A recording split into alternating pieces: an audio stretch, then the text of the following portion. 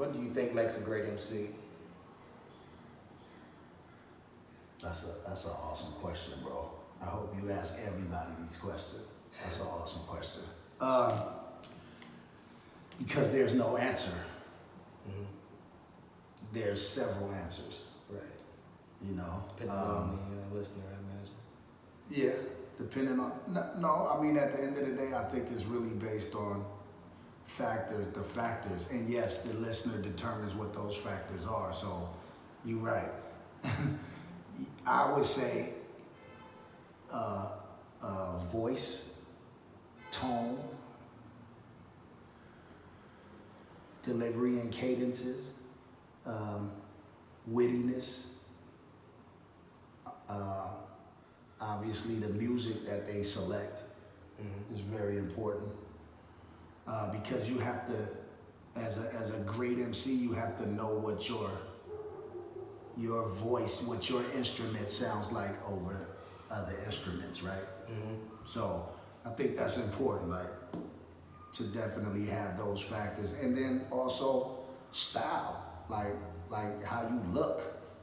You know what I mean? Yeah. Like there's a lot of cats that can probably rap, but they look goofy. You know what I mean? Like I don't want to dress like that cat. Like I grew up listening to rock. I told you, Eric B. Rakim, Big Daddy Kane.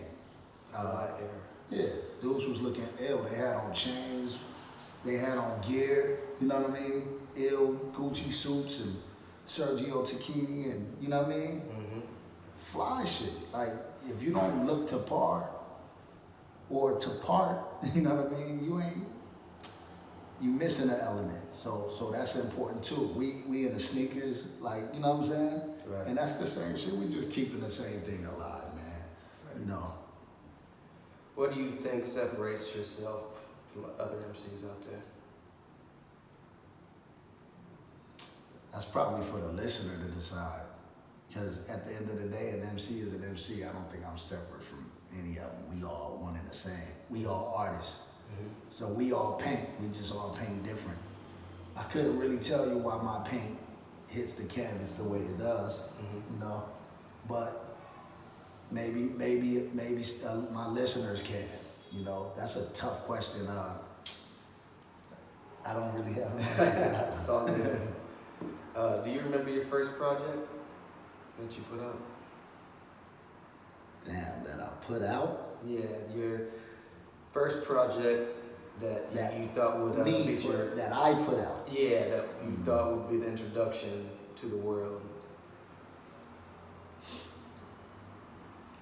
Well, yeah, Enemy of the State. Okay.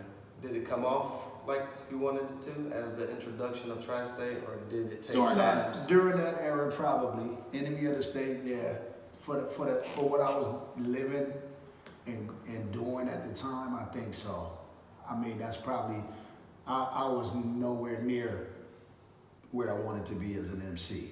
You know what I mean? But as an artist, I think I pushed myself creatively on the project. But you know, I've been a part of like a lot of classic and creative projects even prior to that album coming out. You know what I mean? For me, I started out as a writer. They call it ghostwriting, right? But I was able to be around legendary people in the culture, in the industry, like a King T. You know what I mean? And you know, people like that, Alcoholics, you know.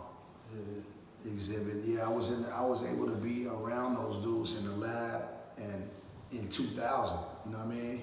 99, 2000. So around that era, you know, that was a great time, man. That was a great time. You know what I mean? And crafting and molding me into who I wanted to be as an artist. You know what I mean? That was a great time. In the middle of all your projects, you released 3-Dimensional Prescription with Oh No. Yeah, that shit was weak. That shit was trash. Get out of here. Critically acclaimed. Yeah, shout out Oh No. Oh No is, to me, man, like Oh No is the type of person that he hasn't received his just due. And you know, it's like, as an artist, he's one of my favorites. And I think that our chemistry together is magical.